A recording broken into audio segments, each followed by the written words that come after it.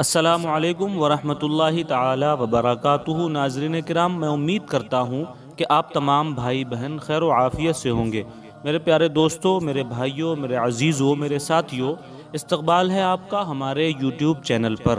جمعے کے دن کا خاص وظیفہ انا اعطیناک الکوثر کا لے کر کے آج ہم آپ کے سامنے حاضر ہوئے ہیں۔ آپ سے گزارش ہے کہ آپ ویڈیو کو پورا دیکھیں، بالکل بھی اسکپ نہ کریں، کیونکہ اگر آپ ویڈیو کو اسکپ کریں گے تو ہو سکتا ہے کہ آپ بہت ہی خاص بات سے محروم رہ جائیں۔ تو میرے پیارے دوستو، سورہ کوثر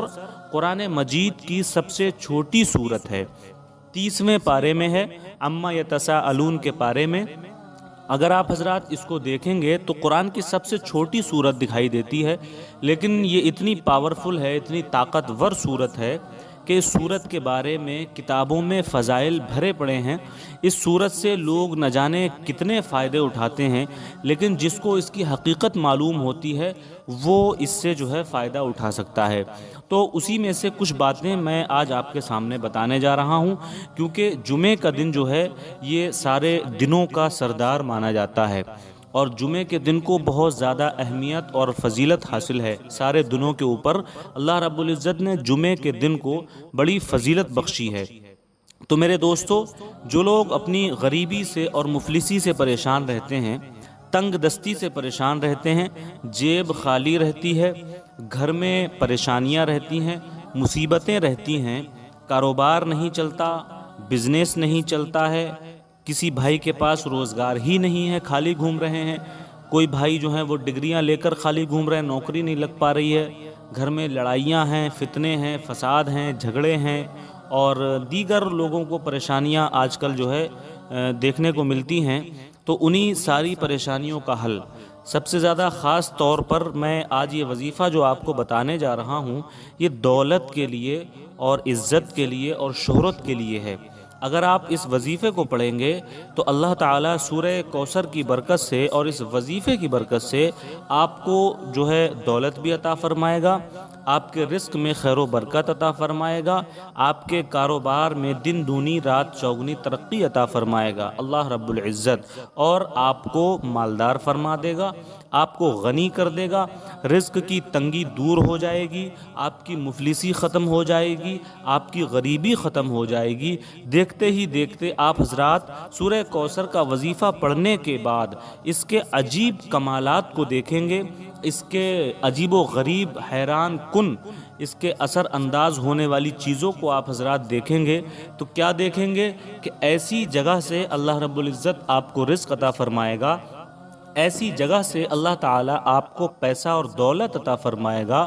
جس جگہ کا آپ کو گمان بھی نہ ہو، جس جگہ کے بارے میں آپ نے سوچا بھی نہ ہو۔ تو جمعے کے دن میرے دوستو اس وظیفے کو آپ کو پڑھنا ہے، کسی اور دن بھی پڑھ سکتے ہیں، لیکن خاص کر جمعے کے دن کا یہ وظیفہ ہے۔ اور جمعے کے دن جمعے کی نماز سے پہلے یا نماز کے بعد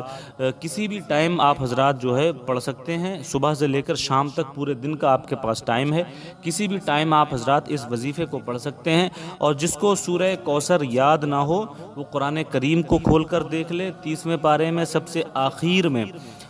جو ہے آخر والے صفحے سے پہلے والے پیج پر سورہ کوثر موجود ہے۔ سورہ کوثر کے بعد قل یا ایھا الکافرون ہے، سورہ کوثر سے پہلے ارأیت الذی کی صورت ہے، تو اس کو آپ حضرات دیکھ لیں۔ اور اگر قرآن پاک میں نہیں دیکھیں تو اسکرین پر بھی آپ کو نظر آ رہی ہے، اسکرین پر آپ حضرات اس صورت کو دیکھیں اور یاد کر لیں، یا پھر کسی بھی کاغذ پر یا کسی چیز پر اس کو نوٹ کر لیں اگر آپ کو یاد نہیں ہے تو۔ آپ کو یہی صورت بس پڑھنا ہے اور اس کے علاوہ کچھ نہیں پڑھنا ہے۔ درود پاک تو ہر وظیفے میں پڑھا ہی جاتا ہے، وہ تو آپ کو معلوم ہی ہوگا، درود پاک پڑھنا ہے اور سورہ کوثر پڑھنا ہے۔ تو میرے پیارے دوستو، یہ وظیفہ اتنا پاورفل وظیفہ ہے کہ اسی وظیفے کو پڑھ پڑھ کر نہ جانے کتنے لوگ مالدار ہو گئے، اسی وظیفے کو پڑھ پڑھ کر لوگوں کے کاروبار گرو کر گئے، لوگوں کے بزنس سکسیسفل ہو گئے، لوگوں کے گھروں میں دولت کا شمار نہیں ہے، لوگوں کو گھروں میں پراپرٹی اتنی زیادہ ہو گئی ہے، مال و دولت اتنا زیادہ ہو گیا ہے کہ لوگ اس کو سنبھال نہیں پا رہے ہیں۔ میرے عزیز دوستو، اسی وظیفے کو پڑھ پڑھ کر نہ جانے کتنے لوگ کامیاب ہو گئے، لیکن یہ ایسی باتیں ہوتی ہیں، خاص باتیں جو انسان ایک دوسرے کو بتاتا نہیں ہے۔ ایک دوسرے کو اگر بتائے گا تو سامنے والا بھی مالدار ہو جائے گا، اس لیے لوگ بتاتے نہیں ہیں۔ تو میں آج آپ کو یہ بہت ہی اندر کی بہت ہی خاص بات، یہ وظیفہ جو میں لے کر کے حاضر ہوا ہوں، یہ ہر انسان آپ کو نہیں بتائے گا۔ آپ حضرات جو ہے غور سے ذرا اس وظیفے کو سن لیں، تھوڑی دیر کا وظیفہ ہے، اگر آپ اس وظیفے کو پڑھیں گے پھر آپ اس کے عجائبات دیکھیں گے۔ میں ویڈیو کو زیادہ لمبا نہیں کروں گا، آپ کو جو ہے میں یہ خاص باتیں اس لیے بتا رہا ہوں تاکہ آپ کو اس کے فضائل و کمالات کا اندازہ ہو جائے، اس کے بارے میں آپ کو ساری باتیں جو ہے گہرائی کے ساتھ معلوم ہو جائیں۔ اور میرے دوستو، ادھر ادھر والے لوگوں کے چکر میں ہم لوگ پڑ جاتے ہیں، لوگ جو ہے الٹی سیدھی باتیں کر کے جو ہے ہمارے ذہن کو منتشر کر دیتے ہیں، دماغ کو جو ہے کنفیوز کر دیتے ہیں، ڈائیورٹ کر دیتے ہیں۔ لوگ کہتے ہیں کہ بھئی تمہارا جو ہے پریشان ہو، غریبی ہے، کاروبار نہیں چل رہا ہے، تو کہیں ایسا تو نہیں کسی نے کوئی جادو ٹونا کرا دیا ہے یا کوئی بلائیں لگی ہوئی ہیں ساتھ میں، کوئی ٹٹکا ہے، کوئی ٹونا ہے۔ تو میرے عزیز دوستو، بزرگوں، یہ ساری چیزیں جو ہیں یہ خرافات واہیات چیزیں ہیں۔ ہاں ایسا ہوتا ہے، میں اس کا انکار نہیں کرتا ہوں، ایسا ہوتا ہے، جادو ٹونا جو ہے یہ حق ہے، ہوتا ہے، قرآن میں بھی جادو کا ذکر ہے، اللہ کے رسول صلی اللہ علیہ وسلم کے اوپر بھی جادو ہوا ہے، جادو چلا ہے، تو جادو تو برحق ہے، اس کا ہم انکار نہیں کرتے، لیکن لوگ ذرا ذرا سی پریشانی پر، ذرا ذرا سی بات پر جادو کا ذکر کرنے لگتے ہیں۔ آج کل کسی کو اتنا ٹائم نہیں ہے کہ کوئی آپ کے اوپر جادو کرائے، ہے نا؟ ہاں ہوتا ہے، بہت سارے لوگ ہوتے ہیں جو انہی جو ہے خرافاتوں میں، انہی باتوں میں رہتے ہیں، کرا دیتے ہیں، لیکن ایسا بہت کم ہوتا ہے۔ لیکن زیادہ تر آپ نے دیکھا ہوگا تو یہی سنا ہوگا کہ وہ جادو کرا دیا ہے، کہ کسی نے کرا دھرا ہے، کہ ٹونا ٹوٹکا ہے، کہ ایسا ہے۔ یہ ساری چیزیں جو ہیں، یہ باتیں جو ہیں، ان کے چکر میں آپ حضرات نہ پڑیں، اس لیے کہ ان کے چکر میں پڑنا اللہ سے نا امید اور اللہ کی ذات سے مایوس ہونا ہے، اور مایوسی اور نا امیدی حرام ہے۔ اللہ کی رحمت سے آپ حضرات امید رکھیں، کیونکہ اللہ ہی کارساز ہے، اللہ ہی کام بنانے والا ہے، اور اللہ تبارک و تعالی ہی رزق دینے والا ہے، اللہ ہی پریشانیاں دینے والا ہے، اللہ ہی مصیبتوں میں مبتلا کرنے والا ہے، اور اللہ تعالی ہی ان چیزوں سے نجات بھی دینے والا ہے، ان چیزوں سے چھٹکارا بھی دینے والا اللہ تعالی ہے۔ ہمارا یہ ایمان ہے، الحمدللہ ہم لوگ مسلمان ہیں، تو ہم جو ہے اس بات کو جانتے ہیں اور مانتے ہیں کہ اللہ تعالیٰ کی مرضی کے بغیر دنیا کے اندر کوئی بھی کام نہیں ہوتا ہے۔ اگر کسی کو زندہ کرتا ہے تو اللہ، مارتا ہے تو اللہ، پیدا کرتا ہے تو اللہ، جان ڈالتا ہے تو اللہ تعالیٰ، رزق دیتا ہے تو اللہ تعالیٰ، خیر و برکت دیتا ہے تو اللہ تعالیٰ، مصیبتیں اور پریشانیاں میں مبتلا کرتا ہے، پھر اس کے بعد انہی پریشانیوں سے بندے کو نکال لیتا ہے تو اللہ تعالیٰ۔ یہ سب جو ہے امتحان ہوتے ہیں، یہ ساری چیزیں جو ہیں وہ انسان کے اوپر آزمائشیں ہوتی ہیں، تو ان آزمائشوں سے آپ کو نہیں گھبرانا ہے، آپ کو بس خدا کی جانب لو لگا کر نمازوں کی پابندی کرنا ہے، اور اللہ تعالیٰ کی بارگاہ میں دعا کرنا ہے کہ اللہ تعالیٰ اپنے نام کے صدقے میں، اپنے کلام پاک کی اس چھوٹی سی صورت اور چھوٹی سی آیت کی برکتیں جو ہے نازل فرمائے، اور اسی کی برکتوں سے اللہ تعالی ہماری دعاؤں کو قبول فرما کر ہمیں رزق اور حلال روزی عطا فرمائے۔ یہ آپ کو جو ہے دعا کرنا ہے۔ چلیے ویڈیو بہت لمبی ہو چکی ہے، میں آپ کو وظیفہ بتا دیتا ہوں کہ وظیفہ آپ کو کیا پڑھنا ہے، کس طریقے سے پڑھنا ہے، کس جگہ پر پڑھنا ہے، کس انداز سے پڑھنا ہے، کتنی بار پڑھنا ہے، یہ ساری چیزیں آپ لوگ جو ہے سن لیجئے۔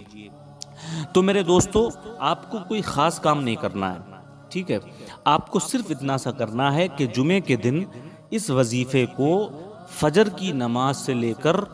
رات کے 11-12 بجے تک، ٹھیک ہے، کسی بھی ٹائم آپ جو ہے اس کو پڑھ سکتے ہیں، پورے دن کسی بھی ٹائم آپ کو اس کو پڑھ سکتے ہیں۔ کس طریقے سے پڑھنا ہے؟ آپ کو جو ہے کسی نماز کے بعد پڑھنا ہے، یا آپ فجر کی نماز کے بعد پڑھیں،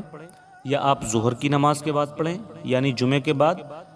بہت بہتر ہے اگر جمعے کے بعد پڑھتے ہیں تو، یا پھر عصر کے بعد پڑھیں،